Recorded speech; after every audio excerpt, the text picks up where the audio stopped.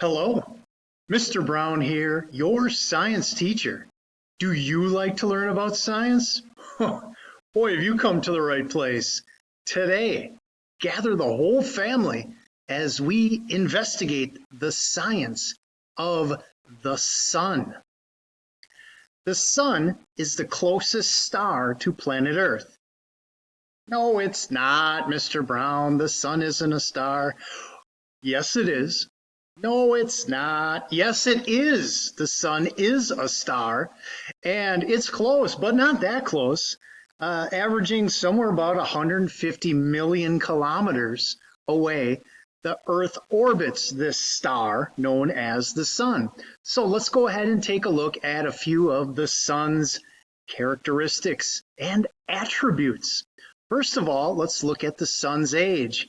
The sun formed approximately 5 billion years ago and has enough fuel to last for another 5 billion years into the future, giving it roughly a middle age. When it does run out of fuel, it will begin to swell into a red giant. That's not good news for any Earthlings that happen to be there, as the sun will swell and boil away our oceans. At that point, all life on Earth will go extinct.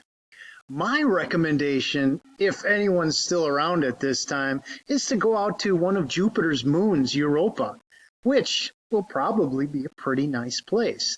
Anyway, let's take a look at the size of our sun. On this diagram, you can see that even though our sun's big, when you compare it to some of these other big ones like Arcturus, Betelgeuse, Antares, the sun really isn't that big. Look at this star, Rigel. Boy, that's a kind of a cool sounding name. Might want to name one of my kids that. Anyway, what about the temperature of the sun? Well, it's not a cool star, and it's not really a hot star. It's kind of in the middle, right? The surface of the sun is roughly 10,000 degrees Fahrenheit. Go ahead and touch the screen with your finger there. Oh, yeah, that's hot. Okay, what about brightness? Well, the sun isn't really that dim, but it's also not really that bright. So what are you telling us, Mr. Brown? Is that the sun is just kind of a plain vanilla, regular average star? Yeah, that's actually pretty accurate. And it's probably the reason why life evolved on Earth, is because our sun is so plain vanilla and stable and reliable. In fact, this is what's called the HR diagram, which displays temperature on the x-axis and luminosity or brightness on the y-axis. And every star in the galaxy finds a place on this diagram, and our sun is just right in the middle. Not too bright, not too dim, not too hot, not too cool, just average, I guess, right? So, despite all that, if you were to put the Earth near the sun is enormous in comparison to the Earth. Look at that little Earth there. It's a good thing we aren't this close, or we'd be destroyed by one of these coronal mass ejections. So this is a photograph, and sometimes the sun kind of burps up this hot gas and plasma out into space. So what would happen if the Earth was to be hit by one of these coronal mass ejections, these burps of hot gas and plasma into space? Well, it happened on March 13th, 1989. North America was hit by such an event, and it caused massive power outages in the South Canada region there, and it melted wires and blew transformers, and it took a long time to repair. Will it happen again in the future? Yeah, probably. The sun has sunspots. These were discovered a couple hundred years ago, and they are little darker patches on the sun. they are a little bit cooler than the rest of the sun. These guys are only about 6,000 degrees Fahrenheit. You can see a comparison of the size of the Earth to a sunspot. So what are they? It is believed they have something to do with strong magnetic fields. For every North Pole sunspot, there's probably a South Pole magnetic sunspot that kind of match with that. What's interesting is that sunspots follow a regular 11-year cycle. We see lots of them and then almost none, and then lots and then almost none every 11 years. Why? We don't know. It's a mystery that we're still trying to unravel, but I have a hunch it has something to do with Jupiter, who orbits the sun every 12 years. Jupiter, what are you up to? I have a suspicion you have something to do with those sunspots, but I could be wrong. So what's the sun made out of? Grab your periodic table, and the sun is made up of elements 1 and 2, hydrogen and helium for the most part, but you can also see that there are a variety of other elements that are found in the sun in small amounts: oxygen, nitrogen, carbon, calcium, all that stuff.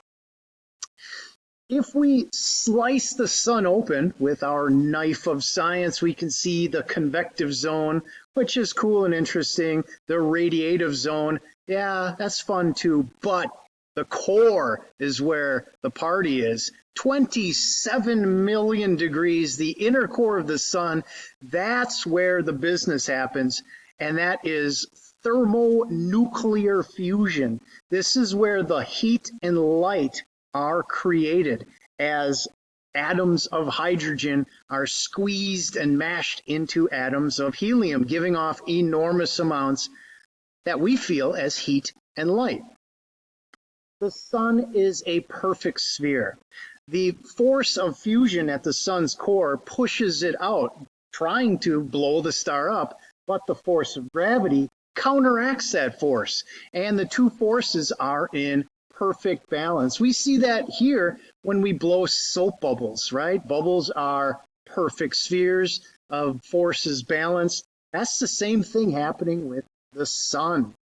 Once in a while, objects will come in between us and the sun, and that's called transiting. Here we see a picture of Venus transiting in front of the sun. That happens every once in a while. Here we can see a time-lapse photo of the International Space Station transiting in front of the sun.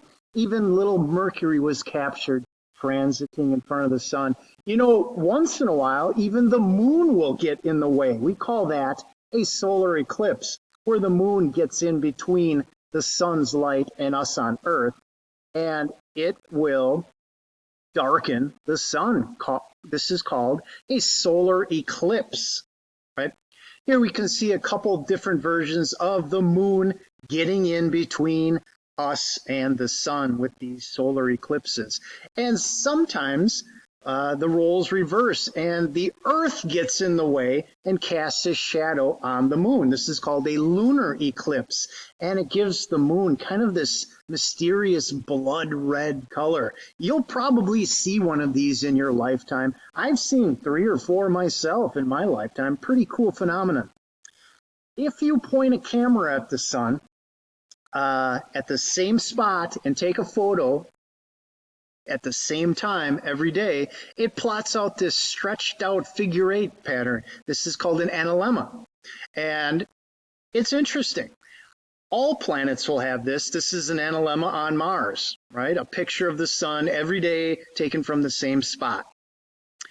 So living in Wisconsin like we do at 45 degrees north latitude, the sun crosses our sky differently in the summertime than it does in the wintertime. Sometimes it's at a high angle, as we see on the summer solstice, the longest day of the year, or it's at a very low angle, like the winter solstice, the shortest day of the year. Boy, it's a good thing we have modern technology to figure this stuff out. Those ancient humans, they never had any clue. Oh, actually, they did have a lot of clue. The makers of Stonehenge 5,000 some years ago knew all about this and built monuments to track the sun. And here's the cool part, Stonehenge still works after all these thousands of years. Here is the sun coming up on the morning of the summer solstice. Thanks for joining me today on the science of the sun. I'll see you next time. Bye for now.